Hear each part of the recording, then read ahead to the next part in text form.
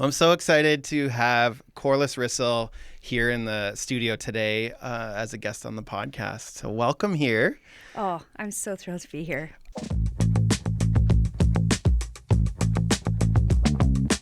I wanted to, well, first of all, I want people to know what you do. So you're a keynote speaker, empowerment expert, personal leadership coach, author, and founder of Lead Conference Canada. So that's quite the stacked resume. So you must have no time left for anything. But you were just, before we started recording, you were talking about a new grandbaby and another one on the way. Oh, it's coming soon. I don't know if I'm allowed to announce it yet. Okay. Well, this won't post till like February probably. Okay, so we're fine. You're okay, fine. good. Yeah, You're it'll fine. be out by then. You're good. You're good. I threw our show notes through ChatGPT, and it came up with the title, which I loved, which was Leading Yourself First. And this podcast is very much about building a thing, doing a thing, giving yourself permission. And I thought that title was really good. Before I get too far into it, I wanted to just let people know why I invited you onto the show. So I first met you only like a month ago at a Saskatchewan Chamber of Commerce event where we sat at the same table for lunch. And we got to take your headshot. Karen took your headshot and sent you the final retouched image, which was awesome. You're very photogenic, so it's very easy for us to work with you. But I wanted to invite you here. Oh, yeah. And then I went and worked with you at the We Do conference, which you were the keynote speaker at. Photographed you filling the room with, good energy, vibes, inspiration. I could see a lot of light bulbs happening in people's heads. It was great. You did a really good job. So it was cool to have you at this table with me, but also have seen you work in person. And why I wanted you here was what you do as, like, literally your job description. I read at the beginning. Empowerment expert, personal leadership coach. Those two things really stand out to me as a business owner. And I find for myself, growing my business requires me to figure out who I am more. Because I find where I suck in life, those things haunt me as a business owner. And I got to tackle them in my own life. And then that seems to flesh out. Yeah. Whatever you are, I find my business amplifies me. So if I'm like kind of a piece of shit, like I'm going to be a piece of shit business owner or boss or, you got to build yourself. Yeah. So anyway, that's why I invited you. But before we get into it, or does that sound like a good reason to invite you, by the way? Oh, that's a perfect reason. We are so aligned. We were aligned right off the bat. I feel like you're like a long lost friend that I've been waiting to meet. You said something that is really key about leading yourself first and about your own life. Who you are is how you lead. So wherever you go, whether it's at home, at work, out in your community, wherever you are, there you are. So in order to bring your best to the world, you have to develop yourself, because who you are is how you lead. I like that. Okay, selfishly, I'm here to just learn from you. This is my own coaching session I get. I'm just disguising it as a podcast. So, all right. Now, I got a couple warm-up questions. Sure. You've spent over 3 decades in entrepreneurship. What part of that journey shaped you the most into the mentor and leader you are today? Truthfully, I look at entrepreneurship as the best personal growth experience you'll ever have. It requires you to challenge yourself. It requires you to grow. It requires you... Actually, let's summarize it like this. Every next level of your business is going to require a next level of you. If you don't have a vision and keep expanding that vision, you can't walk towards it. If you don't believe you're capable of achieving that vision and grow yourself to believe in yourself and to minimize the self-doubt, then you're not going to go towards that vision. It's like every time that you want to expand your business, you need to expand yourself. It will require a next level of you. That's what my journey has taught me. 33 years as an entrepreneur. Oh my gosh, it's crazy that I even say that out loud. But when I think back to who I was when I first started, I mean, it has evolved me into who I am today, and every single bit of it was worth it. So every challenge taught me something about myself. Every obstacle that I had to overcome required me to develop myself to overcome it. It's like you get to a roadblock and you can stand there at the roadblock and not know how to get over it, or you can figure it out. And when you're an entrepreneur, you have to figure it out from the inside out, right? You got to figure out, how do I grow myself to be big enough to overcome this? I want to just throw out my show notes and just dive into it. So I'm going to do that. Do that. Giving myself permission to do it. Yeah, do it. I want you to speak to this. So I saw I think it was just like a Instagram reel or post, and it was like the dreams, you're already living in the dreams you used to have. So this idea of like, I like this idea of being content. That's probably my biggest struggle as an entrepreneur, is being content. And, you're speaking about having this vision for the future. And how do you balance that with like being content with where you are? Because I find myself, when I'm always looking forward, it's almost like, and I get we're on a journey. I get we never get there, even though we do, like the dreams we have, we realize them and much more. How do you be content and have a vision without it feeling like overwhelming? Or how would I? Because I do find it overwhelming. So ask yourself a question. What's important to me right now? Like right now in this moment. So what you're talking about. Not generally, but like literally think of me sitting in this room with you right now. Be that present. Like right now, be that present. Because it is a journey. And you're right, you're never going to get there. You're going to constantly evolve. And like I already said, every next level is going to require a next level of you. You're going to constantly grow.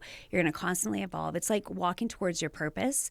It's like every time that you change and evolve, your experience with purpose is going to be different. So let me take it back. When you were born with a purpose, okay, for your life. And you're going to fulfill that in many different ways, okay? All the different roles, the different things that you do in your life, okay? So as you grow and evolve yourself and you have these life experiences, you're going to be able to live more into that purpose, okay? So, but you need to be content with where you are right now. So it's like, here I am right now, and be really proud of like what you've accomplished, but still have a vision for something that's pulling you further, that's going to challenge you to become more of who you already are. Does that make sense? Mm-hmm. So look at it like this. So I break it down into 3 steps. You have a vision for your life. And a vision is really important, because if you don't have a vision, life is going to lead you instead of you leading your life. Yeah, that was actually a question. I was like, yeah, if you don't, you're going to literally, it'll be like this. Well, this shows up today, and okay, I guess I'll go over there. And then, well, this shows up as well. Somebody needs me over here. So then I move over there. So then you end up kind of swaying all over the place, right? If you don't have a vision, you don't have a direction of where you're going. And the challenge for people is that they forget how to dream of a dream. They've fallen into the pattern of like, I got to do this, I got to do that, I got to pay the bills, I got to take care of this, I got to do all these things. So life leads them. And then at the end of the day, they wonder why they don't feel fulfilled. They're like, is this all my life's going to be? I have no purpose, right? As you're saying this, I'm thinking literally of myself, but anyone who has children. Yeah. Because children require so much of us, but I feel like also are the most likely to pull us from that vision and purpose. Yeah. Like you can be consumed by responsibility. Parenting. Yeah, and I don't know, maybe some people feel like parenting is their full purpose, but I would almost argue it's just part of your life. But I don't know. Well, it's just part of you. So going back to what I was sharing about your purpose. So you were born and you have a purpose, okay? Everybody was. I solidly believe that if you don't have a purpose anymore, if your purpose has been fulfilled, then you're not here anymore. So if you're here, you have a purpose, okay? But your relationship to how you can live that purpose is going to vary at different stages of your life. When you have children, they need you to care for them. You get up in the middle of the night with your crying baby. Why do you do that?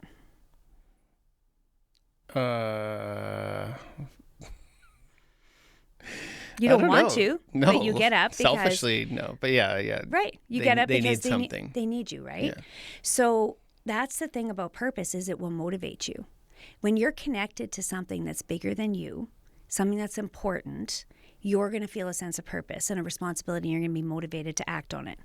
So a vision will actually help people get honed in on what that vision is, what's important to me, and it will motivate them to stay focused in that direction. It'll make them do things that they don't want to do.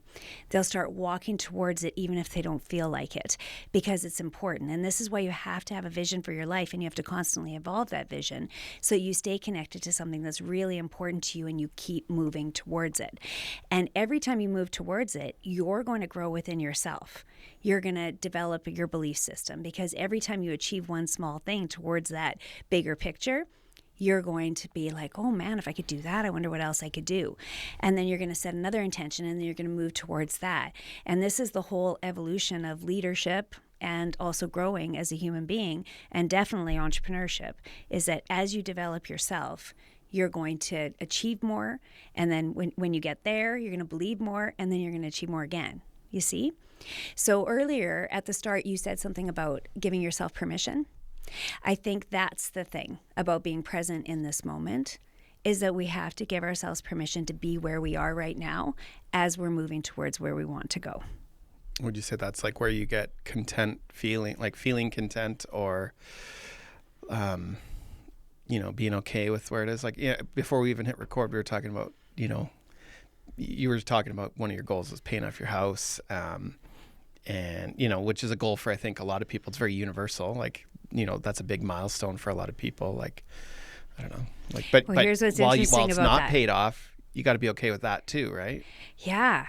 But if I don't have that, so you get excited when you have a real connection to a goal and a vision of what you really want, even if it's really big. So let me bring this back, because this only happened yesterday. This vision that I got yesterday was, I'm going to pay off my house, and then I'm going to rent a place in Saskatoon so that I can have 2 homes.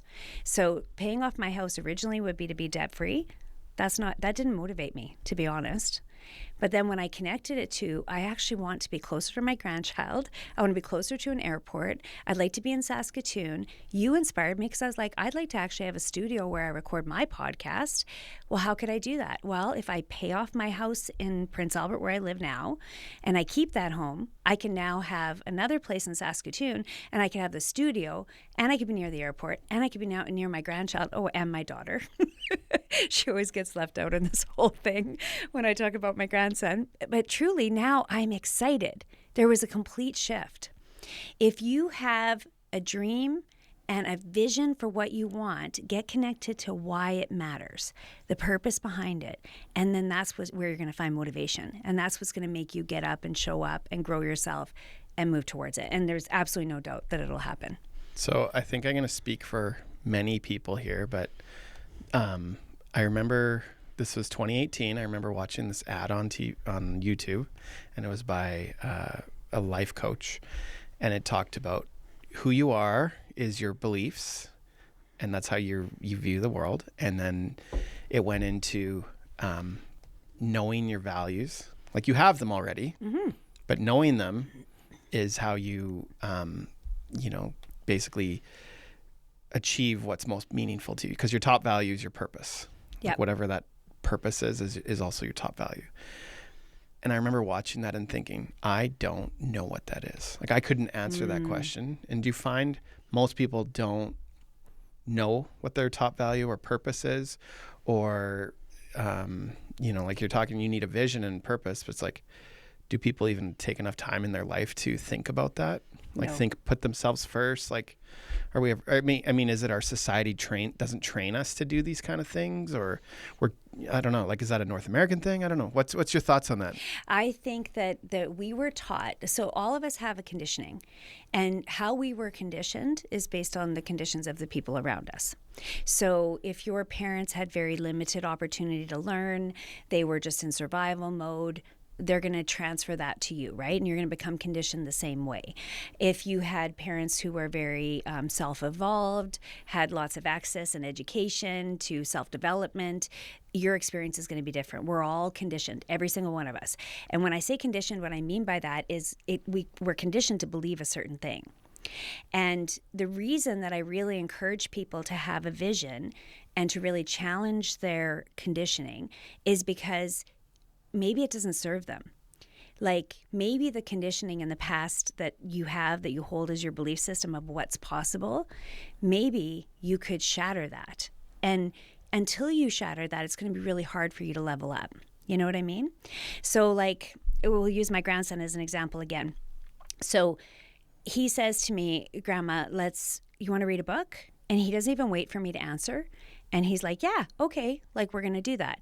His conditioning at 2 years old is like, anything's possible. Totally. I want that. So that's what's going to happen, right? what happens is we're all 2-year-olds that grow into 3, 4, 20-year-olds and 40 years old. And we get conditioned by things outside of us that say, well, that's not possible. You can't do that. It's not realistic, right? So then we get conditioned to believe those things. So we don't even give ourselves an opportunity to try.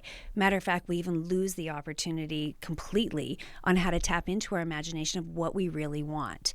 Like if I was to line up 100 people right now and say, what do you want? I guarantee you only 2 of them could even answer. Most people don't even know what they want. And I was one of those people. Going into my 40s, I was literally like, I don't even know what I want anymore. You know, my life falls apart. So I work for everything that I wanted. I wanted the family. I wanted the career. I wanted the big, beautiful dream home.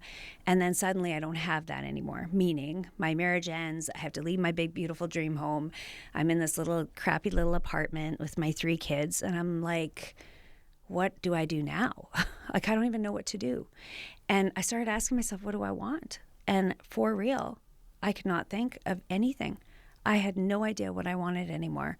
I had lost myself in living the life that I thought I was supposed to live. I was conditioned to think what's realistic, what's possible, what was going to make me happy. And you know what? None of those things actually made me happy. I was doing what I thought I had to do to be happy. And it wasn't until things kind of fell apart for me where I was like, wait, what do I really want this to look like? Who do I really want to be in this world? How do I really want to show up? What's important to me? And I had to start asking myself those really hard questions. And that's where I started on a process of like rediscovering what I want this life to look like. Luckily, it wasn't too late for me. I still had my health. I was still in my midlife, hopefully. Hopefully I'm still in midlife. Hopefully I have lots of years yet. You're what, 35 now? Oh, yeah. Yeah, no, but thanks. You know, so hopefully I do have this extra time, but it's like, it was like an awakening. It was like, I really want this to look a certain way, but what do I want that to look like? And it had been so long since I asked myself what I wanted that I didn't even know anymore. So what advice would you give to someone to just sit back and start it? Like it took like your marriage. Tell me if I'm wrong. All these things happen that some people may never recover from, like a marriage ending. Like how many people have those things happen to them, and then they're in their late 60s, early, like mid 70s. Yeah. And they're a victim to being divorced or whatever it is. You know what? Well, here's what happens. So I'm convinced of this, and you don't have to have your life fall apart. As a matter of fact, when I decided to start my company, I started it on a mission that I was going to help people wake up to live purposefully and lead their lives before something bad had to happen. That was the whole mission. So I had something happen that made it fall apart, and I had to rebuild it. And it was in that moment that I started leading my life instead of letting life lead me. And the first question had to be, what do you want? What do you want this to look like? And then who do you have to become? And how did you even end up here? So I started asking myself those questions. However, they say that purpose is an incredible alarm clock. And the reason for that is because it wakes people up to live intentionally. So a health crisis, a job cutback, a relationship ending. Sometimes it's just their kids leaving home. Sometimes it's a financial situation. So these things happen a lot of times in the middle years. And then we go, what is this all my life's going to be? Like, what is my purpose? Like, I want more than this, you know, and it wakes people up to start actually living. So my goal out of all of that was, okay, what if I could help people do that before that happens? Because we're all going to experience loss. We're all going to go through challenges. That's our common human experience, right? But what if we could choose it now instead of having to wait for it to happen to wake us up? What if we actually wake up right now ourselves and start leading our lives? And this is where it gets really good, because then you start challenging yourself to be like, if I could have this life be anything I want it to be, what do I really want? What really matters to me? What's really important? And then you peel it back and you say, where am I at right now? How complicated is asking yourself that question? Like sometimes I find for me, I overcomplicate things. Okay. And so a question like, what do you want, is actually overwhelming for me, because defining that is like, it feels so ominous. Like if I get it wrong, I'm screwed. But I also have this belief I probably intuitively know the answer, and I just got to look for it. But like, I mean, Yeah. Is this like 10, just sit for 10 minutes? Because most people have never even sat for 10 minutes and thought about what they want. People don't think about what they want. We're so busy doing, and we're so busy out there like doing all the things that we lose ourselves completely. That's a very common thing. And I'm glad you asked that question, because what do I want? It's so overwhelming. And it is, because there's so many parts of you and so many parts of your life, right? So recently I've started coaching people on asking themselves this question instead. What do I really need? And peel it back and be like, sometimes it's like based on what you don't want. It's like, this part of my life isn't going really great, so I don't want that. It's like almost like you can by default, not by default, sorry. You can, by process of elimination, you can actually build what you want based on what you don't want. Well, I don't like that experience. You know, I don't enjoy that. I'm not happy over like there. It's almost a lens on. Yeah. Like the reciprocal is probably what you do want. Right. Like I actually had a friend, really close friend, tell me he didn't get married to go to bed alone, and all he wanted was to go to bed with his wife. And his wife, and the wife would stay up because of the kids and, those responsibilities and which an honorable thing. So then but then he also felt selfish speaking that up. Right. It's like to say it out loud, I think was hard for him. Right. And when he told me that, I was like, that isn't selfish. Like, it's not selfish to your kids, but like, it was very obvious from the outside looking in to kind of see that as like, but that's like a thing. It's like he wanted, like his relationship with his spouse was so important to him and that companionship. And I was like, oh. And then I thought about, my own life, and I'm like, oh yeah, that is also something I like. Like I like spending time with my wife. Exactly. Going on a date. Exactly. Go to a hotel. Like we went to the Dunes Hotel like a few weeks ago, and it's like, we really need that. It's important for us. We need that to stay connected, and I really want that. That's important for me, So you had said something earlier. I can't remember if it was pre-show or not, but we were talking about giving yourself permission. Yeah, permission slips. I wrote it. Yeah, I wrote it down. Yeah, Speak to that. So so you answer maybe you have a broken vision, but it's better than nothing. You just write a few things down, and then. Well, no, let's come back to the vision. Vision's really important. Okay. It really is important. So it's to stop and sit and kind of assess for yourself. What do I really want? And if you need to, break it down into certain areas. So what do I want in my business? What do I want my business to look like? And the challenge for people is that they think so limited. So it's like, well, I really want to be $1 million business owner. Okay, I really want these things. But then their mind says, you can't do that. That's impossible, right? You can't do that. So then they just don't even try. So it's like, I don't want to feel disappointed to put this big vision out there, so I'm just not going to let myself go there because I don't want to feel that failure, disappointment. But if you don't set the attention and start walking towards it, well, how are you ever going to get there? You're never going to know to feel proud of yourself. So when you're creating a vision, think about all the different areas of your life. So personally, professionally, physically, emotionally, spiritually, financially, all the different parts of your life, okay? What do I want it to look like? And what I really want you to do is to try not to think, is that possible? Because creating a vision is about what do I want this to look like? That's all it is. Ultimately, if I could have anything I wanted and anything was possible, what do I want it to look like? Okay, so that's what the vision is. Then I want you to peel it back, and I want you to look at each of those things and say, why does it matter? Why is this important to me? Why am I saying I want this? So as an example, maybe you want to take a family vacation. You want to go to Maui. Say that's on your vision. Okay, you want to go to Maui and you want to take your family there. Why? So you cut it out of the magazine and you put it on your vision board? You could. That's actually really powerful. You know why? Because when you cut it out and you put it there, now you're tricking your mind into believing it's happening. So your subconscious mind cannot tell the difference between what's actually real and what isn't. So when you put images there and you put pictures there and you're like really connected to it emotionally, you're literally tricking your brain into believing it's happening. So this could be as real as go open a savings account on your bank, title it Hawaii, and put just $20 in there. So it started. Totally. Like that's But that's the thing. That's where people get tripped up, because they try to think about, how am I going to make that happen? And because their brain is saying that's not realistic, their old conditioning is saying it's not realistic. That's not going to happen. We don't make enough money to You're do not, it. Yeah, you're not. So then they don't even try, right? So what I want you to do instead is just be like, ultimately in my whole life, what do I want it to look like? In all these different areas of my life, if anything was possible, what would I do? So that's the first question. Then I want you to really hone in on, why does it matter? What's it going to feel like to go to Hawaii with my family? What memories are going to be made there? So I want you to get connected emotionally to why that matters to you. Because remember when I was saying that with purpose, you'll find motivation? Purpose is the emotional connection to it. So it's like, now I'm emotionally connected to this. This is important to me, which is going to motivate you to show up and do the things that you need to do that, okay, to accomplish that. Then you peel it back, and this is where people get messed up, and I can't even believe it. I was coaching somebody for almost 7 years, so she's part of my business right from the time I get it started. And then finally she said to me, so how do I set a goal? I was like, what? I was so shocked. That's 7 years of her life. I was like, what?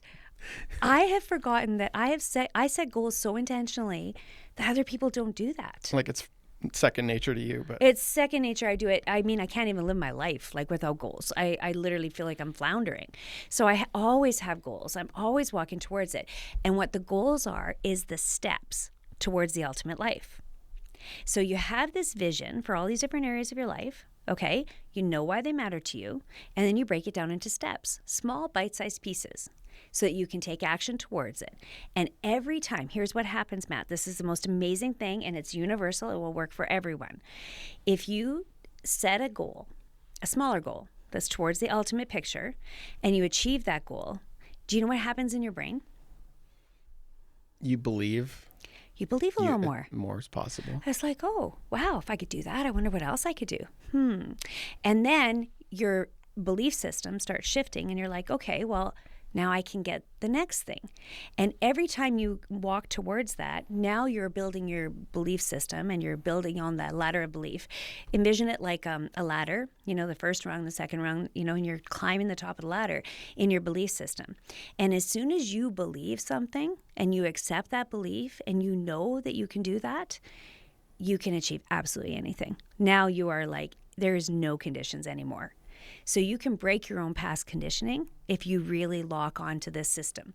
So have a vision, know why it matters, break it down into small steps, and then walk towards it every day. Every step forward is a step in the right direction. And sometimes what happens, so for myself and for other people, is they start walking towards it. They start really feeling good about themselves, like, I'm invincible, I can do anything. And then they have a setback. And then that setback is like, oh, wow, see, what made you think you could do that? Don't even try. Don't even bother. And it sets them back, and their old belief system takes over. But if you just tap into that and realize, you know what, this is just my old way of thinking, and I'm not going to accept that. I don't choose that anymore. That's not the way it is. All of my old past conditioning, that does not serve me anymore, and I'm not going to do that. I want to come back to what you had said. This is really important, because you had said, well, how do I have a vision and walk towards it but be happy with where I am right now? This is a question we need to ask ourselves about how we feel about ourselves. So, and are you talking like self-love or? Self-love, self-acceptance. Because here's the thing.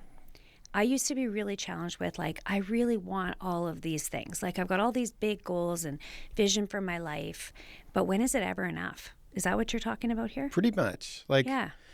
Yeah. And like, yeah, literally. Because that's what feels like. It's almost nihilistic of me, where I'm like, well, what's the point? Like, we have all these big goals, and I've found some of the goals I've set just didn't feel quite like me. And how then come? Well, for example, one of them was just like a financial goal. I had accrued some debt through COVID as a business owner, and then personally, like, that kind of built up, and then it was like, I made this huge goal to very aggressively catch up, pay things off. And I actually did it finally. Yay. And then it's like, oh, but this is like not the point. And I think, I don't know, speak to this. Was it still not enough? Is that what you mean? So were you able to really celebrate that? I'm curious. I don't think I did celebrate it. So that So might be it's part never of it. enough, right? So it's Yeah. never enough. So that's the thing. So when people think, so like, be grateful. Be grateful for what you have, right? We hear that all the time. It's like, you can't be stressed and grateful at the same time. You really can't. Gratitude is like the most important foundation of everything. It will shift how you feel. I'm so grateful for this life. I'm so grateful to be sitting here with you. How very blessed I am. Like, truly how blessed I am. But yet I have these big visions. So it's like it contradicts itself, right?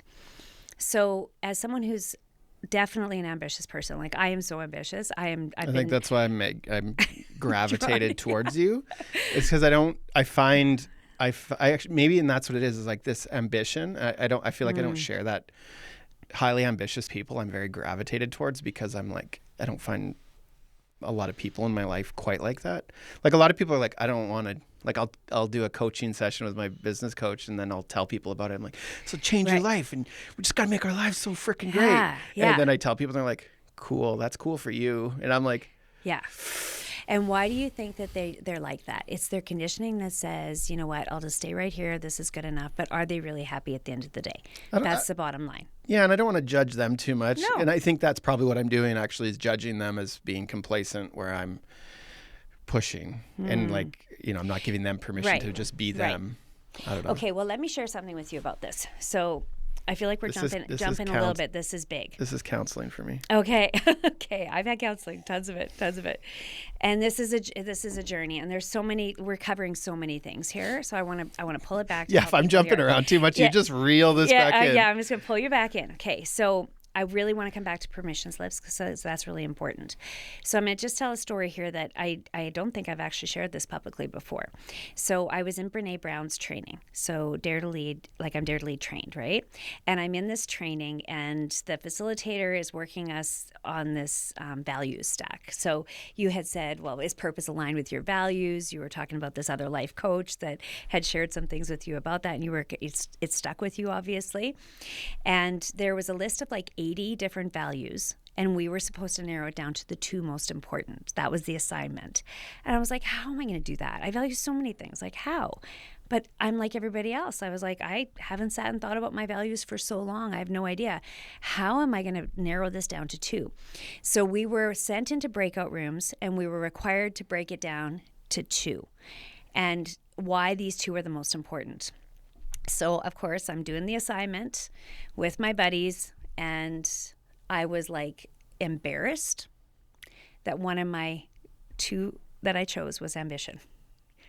Literally one of the 2. And I was like, oh, please don't call on me. Please don't call on me. I was hoping the facilitator would not call on me for this, because I was like embarrassed by the fact that that was one of my ambitions.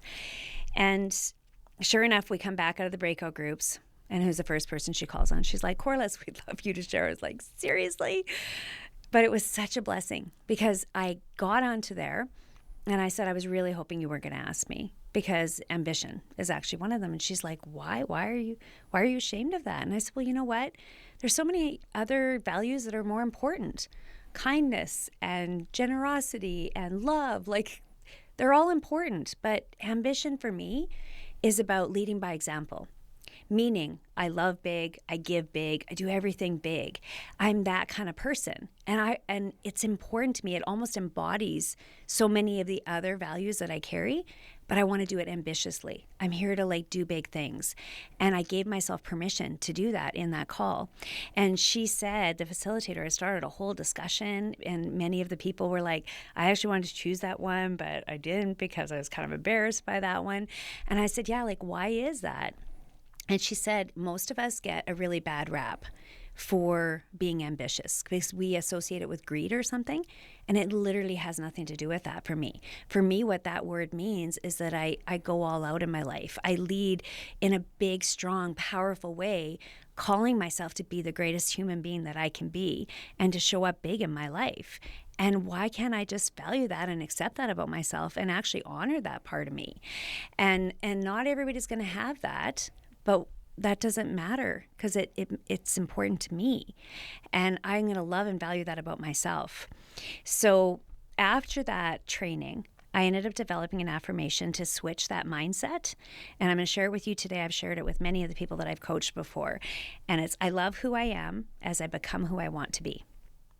Because I was always striving and never giving myself credit for where I was and allowing myself to embrace that. So taking the values of I'm ambitious, but I also want to be present to who I am right now. I developed this affirmation. I just started talking to myself like that I love who I am as I become who I want to be. And that has been guiding me ever since. It's like where I'm at is where I'm at. And I'm really good with that. Like where I am is where I'm supposed to be. But it's also okay that I'm becoming someone else and that I'm striving for more. I feel like that alone might help me feel a little more content. Put that up on your mirror. Like just start talking to yourself with that, but really allow yourself to feel it. So, you had said, it's overwhelming. What do I want? So most of us are so busy, hurried, going through our lives, especially ambitious people, that we're just striving. We're doing more. We got to do more. And we miss the whole journey. And I've had to really stop myself and say, no. Look at how far you've come. As a matter of fact, right away, I'm doing every year at the end of the year, I do my year in review. So this is a personal practice, not public. Personal practice, yes. Jesus. I'm actually doing it for the first time publicly, though. I'm bringing everybody in. I'm inviting everybody to come in. I'm going to show them my exact practice, and I'm going to walk them through it. Like I developed it as a free training because it's so important because we miss the moments of our own lives. And how do you go into the new year, or how do you just go into leading your own life if you don't know exactly what you can do? And when you review back on, hey, look at all the things that I experienced, all the things that I've overcome. Matt, there's so many people out there right now that are suffering in silence, and they never acknowledge how far they've come. Even the fact that they've been able to overcome that thing that they're dealing with that nobody even knows about, that's a big deal. And if you acknowledge yourself and you build yourself up on that, it also builds your belief. That you can do anything. That you can do anything. It's like, look at all the hard shit I've been through. I've been through a lot of stuff, and I'm growing as a person. So there's like the external things that happen to us. They're hard, we have to overcome those. People a lot of times know about those because they're external. Yeah. But what about the internal battles? It's like internally, I don't feel good about myself. I'm struggling to like really show up in that room. And then now all of a sudden I've got myself where I was teaching it at that event that you met me at, that I coach myself to be like, I belong in every room that I walk into. And I've actually started to retrain my mentality around the whole thing and my belief system that I don't belong somewhere. I belong in every room that I walk into. And that's only because I've convinced myself of that. So now before I walk in there, before I walked in here today, is now just a mindset of like, I belong in every room that I walk into. And we can coach ourselves and develop ourselves to believe anything we want. Do you think universally that's true of every person in every room? Like, do you think people should probably... I think it's pretty common. Like, do you think people should just believe that? Like, let's say you're in a job. Yes. Or you're in a, I have a lot of people I asked to be on the podcast. Believe it or not everybody's like, yeah, for sure, let's do it. Oh, yeah? Some people doubt they have something worth saying. Some people think. Totally. You could call it imposter syndrome or Oh, it's a huge battle. And it's funny. And we were even talking about it right when you came in the studio. Like, you can be really smart, but maybe not great at a keynote, but like, doesn't mean you don't belong, right? Yes. But the thing is the conditioning is what tells us that. So it's like, I've been conditioned to believe that I don't bring enough to the table, or that I'm not good enough, or that I have something to prove. So of course it's going to make you insecure that when you go to show up on something, you can't because you're like, I'm too scared. This is what I mean by every next level is going to require a next level of you. Mm-hmm. You have to keep growing yourself, keep challenging yourself. And you can give yourself permission to do that. I remember the exact day I gave myself a permission slip. So a permission slip. Yeah, let's talk about that because how would someone... It's so big. So big. That? It's a thing that you can do. Because like give yourself permission. One of the things I want, there's very few things in my life I'm like very certain of. Like so certain I would like say that's like hits my core, but like one of them is like I want a world-class studio. Okay. Like everything we do should be that. Like it aims that way. Whether it is or not, that's where we're aiming. It doesn't even matter if we hit it or not because art's subjective and all that, but that's what I want, and I'm very certain of that. Wow. But like so the start doubt saying I am. Well, I am. Okay. I own that. Just start. So change it. So Matt, you have no idea how profound that is what you just said, because my most recent affirmation that I'm really working on is that I am world class. Literally, that's the statement. Okay. I say it every single morning. I'm convincing myself I'm world class, because I'll tell you, with Lead Conference Canada, so what made me think... Can you just give us like a little bit of a description? I know sort of outside Okay. looking in, overhearing a couple conversations, but Okay. that's a big part of like that's It's huge. That's a big part of your It was a life. huge part of my journey. It was a huge part of my journey of really stepping into this. So in 2018, I started traveling to personal growth conferences all over the U.S. And I was like Tony Robbins and Jack Canfield and Oprah and Carolyn Saldo and Lewis Howes. I mean, I was at them all. Brandon Bouchard. I did everything. It was crazy. My assistant And didn't you sit added in the it up. same chair Oprah sat in? Oh, yeah. I did in remember. Jack Canfield's home. I did. Yeah, that was a pretty big moment for me when I was like sitting where Oprah was. However, Still warm from her butt cheeks. oh yeah, it was so Just good. I took selfies. It was crazy. It was like, oh, I'm sitting where Oprah was. Everyone's like, why are you taking a picture of a chair? It's like, this is for No, me. my bum on a chair. Yeah. Literally, I was taking a picture of my bum on the chair.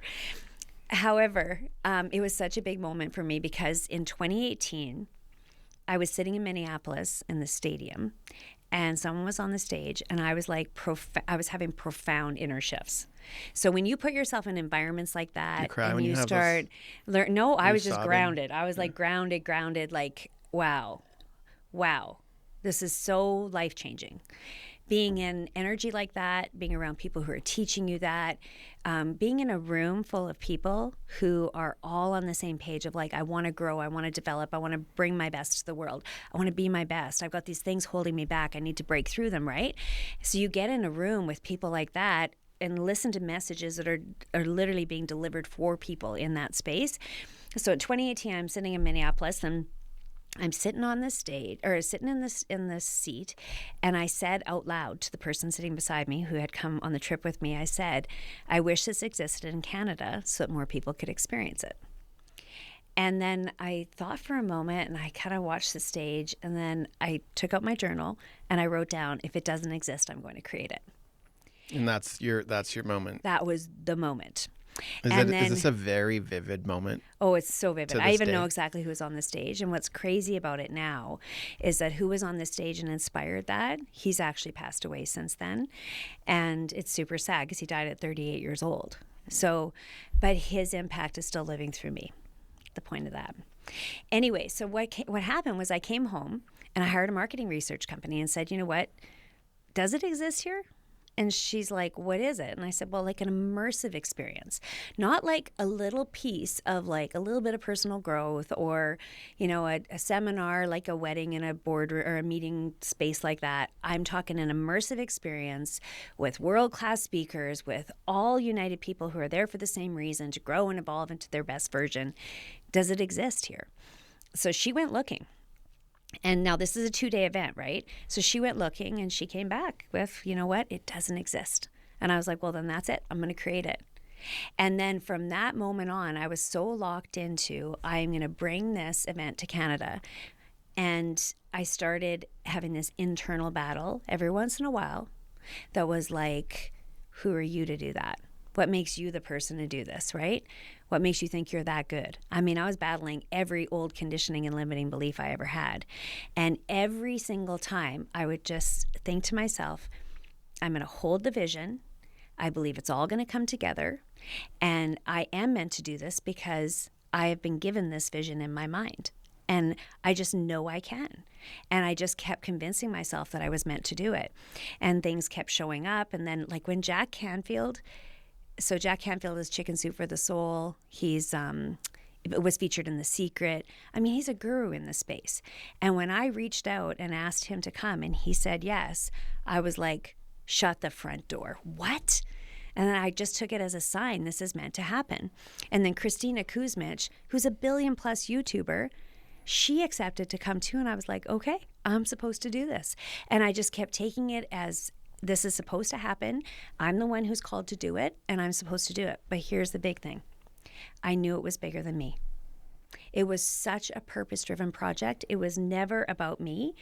I was only supposed to facilitate it. I was supposed to cause it to happen, but it's way bigger than me. It'll be bigger than me even after I'm gone. It's because every person that was in that room that was impacted by that 2-day experience and by every speaker and that experience and by each other and that community that was built, it lives on way past me. So what I'm asking you to do is to really think about in your life, what really matters to you? Like if you were to look at your life backwards, it's over, it's done. Is there anything that you will regret not having done and not having the courage to try and go after? And when it came to Lead Conference Canada, 100%, I kept saying to myself, if you don't do it, you're going to regret it, Corliss. You have to do it. You have to find the courage. You have to overcome the belief system that is saying that it's not you and the imposter syndrome that you're facing, because if you don't do it, or at least try, you're going to regret it. So you need to do it. And that motivated me to go past any fears that I had and just to keep the course and keep going. Now, the second part of that is to give yourself permission. So permission slips, you know, if you think about a child in school, I don't think we do this anymore, like physically, but where you have to ask the teacher for permission, right? When you're an adult, you sit in class with your with your arm raised. Can I go to the bathroom? You know, can I have permission? Here's the thing. We forget as adults that we can give ourselves permission for anything we want now. Where you came from, everything that your past has taught you, anything that was back there, none of it matters now. Who you are right now, you get to give yourself permission for whatever you want. And for me, I said to myself, I give myself permission to live a big life.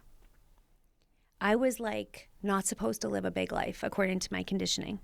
My conditioning was get a safe job, marry somebody who will love you, you know, try to go on a vacation once a year, like get a nice home. It was like that was my conditioning. And then the ambitious part of me was like, but I want more than that. But then there's this little internal battle of like... It's non-conforming to be like you, by the way. What do you mean by that? Like I feel like society and like judges people like that. Like, why can't she just be, I'm going to use it as an example, but I can use myself too. Why can't she just be happy just staying at home with the kids, you know? I bet, yeah, I don't want to. Do you know what the answer to that is? Because it's not true to me. A big middle finger to those people? No, you know what? Because they're coming from their limits. They're coming what they believe is possible. But people don't like people who make waves, you know, like. You know what? I choose not to believe that. I believe that everything that I do is inspiring and impacting somebody else.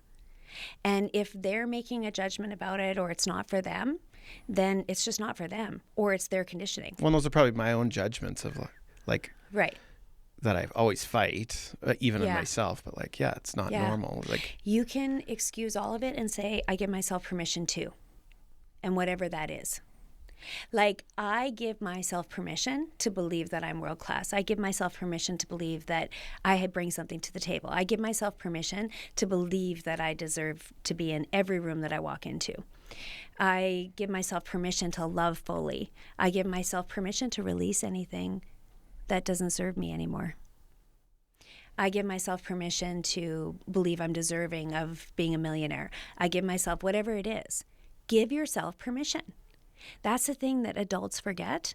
It's like they not only know they don't know how to create a vision or to dream or to let themselves go into that imagination, but then they stop themselves and don't even give themselves permission. They've forgotten that they're a grown-ass adult. You get to do whatever you want to do. Give yourself permission. What is it you really want? Because you can't get it if you don't know what you want. And if you don't give yourself permission to believe it's possible for you. I love this. I feel like just sitting here with you, I'm thinking of my own life, kind of. I understand. You know, where do I need to give myself more permission? You know, where should I define more clarity on the things I have? You know? Okay, so I'm going to ask you to answer that question right now. Come on, Matt, be brave. What is it that you want to give yourself permission for? I think just running the studio I want, like that, like my studio is like pretty important to me. It's like an extension of my values as far as like being creative, working with others. Like we definitely lean into this agency adjacent role, doing like content marketing and things like that. I mean, even when you sat down, I was like, hey, come look at this new magic trick I learned about a website and how to use ChatGPT to make content that'll just skyrocket your website. Yes. the whole game of it is like, I love helping business owners like go to the moon, like whatever it is. So I'm going to stop you because here's what you just did. You just defined what you wanted. So now give yourself permission, and then you went into the steps of like what that's going to include. And that's why you want to do it, because you want to help business owners, right? So everything that we've already talked about, you actually just did it. Do you know that? No. Yeah. Yeah. Okay. Yeah. Here's the vision. I'm a little dense, so I have to let things sink in a little bit. Okay. But dance is a compliment, right? Because you can't not compliment yourself in front of me. Okay, well, I would say it's a compliment because I'm skeptical, so I make sure things are good. Okay. I would just say, like, I can't see anything or hear anything or do anything without filtering it through of like different scenarios. I guess I'm very like thoughtful, so maybe skeptical is the negative version of being very. So you're thoughtful. very thoughtful and you're getting clarity. So you're getting clarity around it. So that's good. So let me just break down what you just did here, based on all our conversation. So now I want you to get like clearly define, what does that studio look like? And you don't have to say it right now, but this is the steps, okay? So for anybody else that's listening, you just heard me share a whole bunch about how to do this, and then you heard Matt share his story, and now I want you to take this and I want you to break it down and be like, okay, what do I really want? Like, just what does it look like? And you know what? You might have to stop long enough to like really just sit in your imagination and be like, what do I want that to look like? For me, that was a powerful process of that because I was stuck. I was like, I don't know what this is going to look like. I'd literally flip through magazines and then all of a sudden I'd see something and be like, yeah, that. I want that. So like, just be creative. What is going to get your creative juices going? Get a clear picture of what you want it to look like. I'm going to add one more piece to it. Yeah. Make sure that this job continues to be a job, because it's still work for me, but make it a job I like. And never, it was a few years ago, but I was like really like, oh, build it up so I can like leave or go on like long holidays or whatever. And, and then it was like, that's great and all, but what I actually want is just meaningful work. And I was like, okay, then I have to protect myself by making sure the studio does the things I like to do. I love that. And actually, that's such a good point that you brought up, because till I'm 65, like I'm like, how do I do this till I'm 65? Because another belief I had was like, oh, I'll phase out and be irrelevant. It's like, well, if you believe that, probably it will be true. But whatever you believe to be true will be true. Yeah. So, but okay, so you said something really important with this. So like, what do I want it to look like? Okay, so, and then get really like definitive about the little things. So I can use myself as an example. I was like, I'm going to elevate my professional speaking. I'm a professional speaker. I'm a really good speaker. It's the way I can impact the most people, get in front of the most people. I really want to do it. But guess what? I got in front of a really big audience and I absolutely hated it. I was like, what? I thought that's what I wanted. And I get in front of this audience and I'm like, yeah, this is not for me.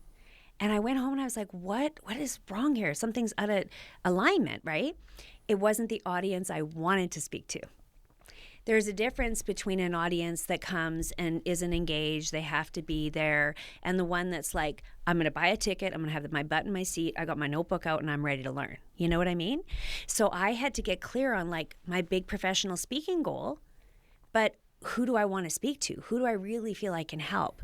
Who is it that is in that audience, so that I could kind of get clearer on the vision, okay? Mm-hmm. So what you're defining here is like flow and joy and happiness. That's the reason behind it. It's like, I want to have this big studio, but I want to enjoy my life. I want to enjoy my work. I want to enjoy the clients that I work with, right? So clear picture, and like why it matters and who it matters to, okay? Then you pull it back and you say, okay, I'm going to give myself permission to believe that that's possible for me. If I gave myself permission to believe that that could be my life, what does that feel like? Oh my gosh. Like, isn't that exciting? Yeah. Makes me excited just sitting here thinking about it. I'm like on the edge of tears. It's a little bit internal. I'm probably from the outside, I'm very like stoic here, but I'm like, it's an emotional thing for me to think about. Like, in your energy feeding towards me. Good. Give yourself permission for that, because the feeling is everything. So it's like you get the picture and now you give yourself permission. It's like, what's that going to feel like? You guys, you know what? I'm 55 years old. Time is not limited here. Or you don't have unlimited time. Yeah. Like, please, please, please live the life that you want it to be. So know what you want, why it matters to you, get connected to it, and for God's sakes, enjoy your life. You know, I went into this year knowing I was turning 55 in September, and I claimed this, the phrase for my year was free. Freedom 55. Freedom 55. Now, for most people, freedom 55 means the financial freedom. That's the term, right? For me, that's not what it was at all. Freedom 55 for me is I'm free to be who I want, how I want, do what I want, and I'm going to give myself permission to do that. I'm going to speak to who I want to speak to. I'm going to be in the energy of the people. I'm going to align myself in the right opportunities, and I'm free to do that. I'm giving myself permission to believe that I can make a living doing exactly what it is that lights me up. And when I'm lit up and I'm in that zone and that kind of energy and in the heart of what this is really about for me, it's going to go out to everybody else. So I'm giving myself permission to be free, to be myself and to experience true freedom. And I think everybody wants that. You don't have to wait till you're 55 either. Just take my advice. Do it sooner. I'm writing this down right now. I'm going to say it. I don't know why. It feels profound. It probably isn't, but okay. You know, okay, my mom passed away this summer. Oh, and it was I'm pretty, sorry. Yeah, thanks. It was weird. It was surreal. It was like, you know, it's life as it should be. Like, you know, a parent should go before their kids, and like it's something, the way it is perfect. And then my dad and I are pretty close, and I'm like, just sitting here, I'm like, you know, I should just go. This podcast isn't supposed to be like this necessarily, but given my, I'm just gonna let it be what it is. Mm-hmm. I'm like, you know, I should just go with my dad, you know, go on a road trip with my dad. And I'm like, you know, I'm going to do that. I'm going to go drive down to Florida. Mark my words, I'm going to do it this winter. Beautiful, Matt. I'm going to take my dad and go on a road trip. And you're going to share with us about that. I'll send you a message. I want to, you know what? We're going to go watch a rocket launch or something. Oh, that's so beautiful. Anyway. You know what? We think we have time. Buddha said that. The problem is we think we have time. I think losing my mom has shown me, like, you know, how to appreciate your life as it is. You know, she's a pretty good mom, and but yeah, take advantage. Like, and you know, part of it's like it's not a lot of great moments that make a good life. You don't need a lot of them. You just a few really freaking good ones, and those can kind of be part of it for you. Anyway, cool. You've inspired me. I feel this, Matt, because I don't know that I can talk about it yet, but I lost my mentor, my best friend, he started my company. He believed in me more than I believed in myself. I lost my brother suddenly. I'm sorry. My little brother.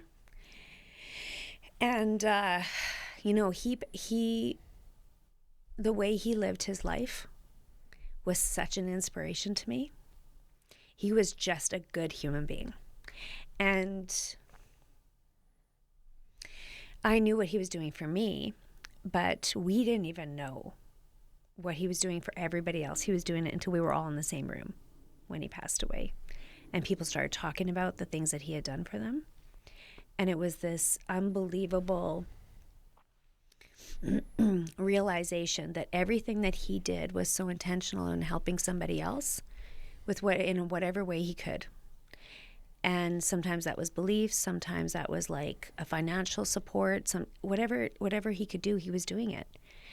And he didn't do it for recognition, he didn't do it for validation, he just did it because it's what he believed in, and he loved people.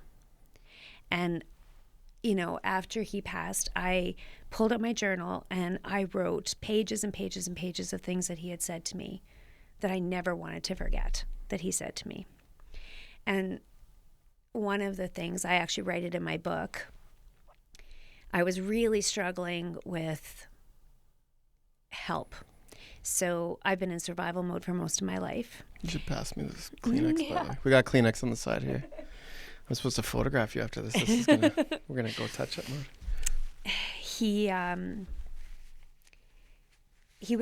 So I have a hard time asking for help. Ambitious woman syndrome. And you said you've been in survival mode. So like I gotta survive this. I gotta figure it out. I gotta do it myself. I'm surviving. I mean, it's single mom syndrome for sure. for most of my life. And I come from scarcity. My parents had 8 children, like farmers. Dad's got like a grade 5 education. They worked so hard, but it was always survival. Dreams was not something we were ever taught. It was like, you survive. So I come from survival and scarcity, and then I go through a tough divorce. Entrepreneurship lots of times is like, you got to survive this crisis that's in front of you. You got to keep pushing through. And so I was surviving most of my life. So it taught me to be strong, be ambitious. You don't ask for help. And when my brother was having this conversation with me, because I had this crazy opportunity to go and work with Jack Canfield in his home, and my brother was like, well, you got to do it. And I was like, yeah, I'm trying to figure it out. I'm trying to see if I can like get the money on my mortgage. Like, I don't know. I was trying to figure it out. And he said, let me help you. How much do you need? I'll just transfer it today. And I was like, no, no, not a chance. And he was like, why? And I said, I can't accept that. I'm not asking you for help. I'll figure it out. And he said, you didn't ask me. I offered it. And something inside of me was like, no way. And he said to me, Corliss, why won't you accept it? Why won't you let me help you? And I was like, wow, I don't know. I don't know why I won't. Not only can I not ask for help, I can't even accept it when it's offered to me. What is that about? So a few days passed, and Quinn says to me, I'm going to transfer it. Like, I'm sending you the money. Give me your account. And I said, you know what? I'm going to accept it, but I need to understand why. And you know what he said to me? This is what I wrote in my book. He said, sis, I invest all the time. And if I was to bet on a sure thing, I'd bet on you every time. True story. That should be a thing on your wall. He's the best guy ever. But you know what? So there's a lot of value in what Quinn taught me there. So first of all, the help part for sure. But we have to recognize that the words that we say and how we're there for people in a time of need, whether it be financial or just an ear to listen or just to believe in them, it impacts people. That's beautiful, by the way. Right? I'm just absorbing that moment. Yeah. I don't fully know what to say partly, but like I'm just enjoying. Thank you for letting me have it, actually. Yeah. But my brother would be mad at me right now. Makes me smile. I have three siblings, and I get what it means when you have someone there that's got your back. Yeah. That's the thing. People forget. So you call this Lead Yourself First. I have a conference called Lead Conference Canada, right? And it has to start with you. And people sometimes think that leading is because you have a title or you have some sort of role or some sort of prestigious position or something like that. And it's not. Leadership is about impact and influence. And every single one of us has that in the words that we say, how we show up, how we live our lives. When we have dreams and we go for them, or when we're there for somebody else, every single one of us has an opportunity every single day to impact and influence someone else. And we have to own that. That's the thing about leading yourself first. You have to own that you have that power, because you do. I mean, my brother wasn't some big famous person, and yet he'll live on through me forever for the rest of my life. And probably the way you interact with your own kids, your grandkids, all your clients. Everything I teach other people, everybody. So he's going to live on through me and through the people that are through me forever and ever. And we all have that power, and people don't recognize that. They think they have to be some big important person with a title or something in order to be able to fulfill that, and it's simply not true. Own it. What you say, what you do matters, and you need to decide what kind of difference you really want to make and who you really want to be as you show up in your life. Thank you so much for sharing all this. I do appreciate it. I'm having some profound moments. I bet we could talk for another 4 hours. We could. And we're supposed to do a photo shoot, so I'll fix my makeup. So I just basically took these show notes and threw them out the trash. But let's end it there. I'm so happy you came to be here. The whole point of this podcast, this kind of discussion, is what I think, is the kind of ones I wanted to have for me. And my little takeaway is just like, what did you say about Gandhi? It was like, you think you have time, but you don't. Yeah. You may not. Yeah. That's the thing.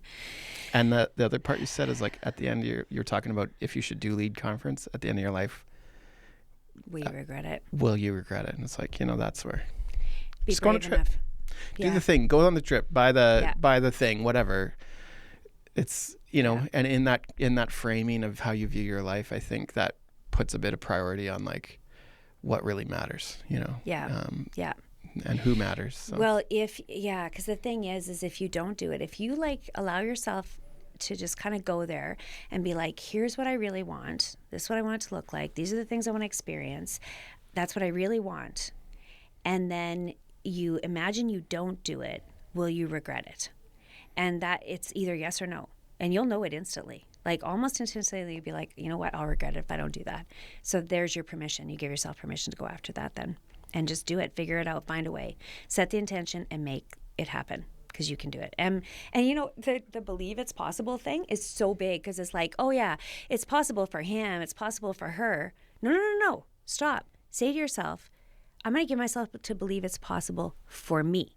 I give myself permission to believe it's possible for me. Not just for everybody else. It's possible for me. Give yourself permission for that. And that's the first step. Now you've unleashed yourself because if it's possible for you, you can now get up and go make it happen. I love it. Thank you so much for being here. Thank you so much for having me. Show notes, I don't even need them. Is there anything you'd like to plug? Any events coming up in 2026 here? Or? You know what? I really think they should follow my website. So I do lots of value add. Corliss.ca. Yes. So they should follow that. We'll put that link in the show notes. You can find them. Yeah, and follow me on social. I'm very, very social. I give a lot of value add. Like that's really important to me. The entire mission of my company, why I'm here, the work that I do is to make an impact. So everything that I do is either about leading by example, something I'm going through, something real life, or something that I want to teach people. So follow along, you'll love it. And then on my website, you'll notice that I do different events. So I have like different monthly events where I host things online, where I teach on something very specific, where you can sign up at a very minimal cost. I have the freebies on there. But then, of course, when I announce my big events, that's where you'll find out too. So that's, you want to be following along there. So social media is tricky because Instagram, you might see LinkedIn, it, you might not. All of the above? Yeah, all of them. Like I'm on all the social. What's your favorite? Well, LinkedIn for professional for sure. I have a really big following on Facebook that's very engaged, but Instagram is growing. So, okay. Yeah. So find Corliss. Yeah, Corliss Co. So I want to share with you, though, what Corliss Co. stands for. People think that Corliss Co. is Corliss Company, and it is, but it isn't. The Co. of Corliss Co. stands for everything we do. So coaching, conferences, conversations, that's my podcast, Conversations with Corliss, community, connection. So it's like the CO is everything that we do. I have courses. So Corliss Co. is where you'll find me on Instagram and Facebook, but that's because that symbolizes everything we do here. I love it. Well, thank you so much for being here. Thank you very much for having me. Means so much to me, more than you probably know. So I'm so glad. I'm so glad we're connected. I was meant to be in that room to meet Matt. We are meant to be here. We are meant to be right here. Absolutely.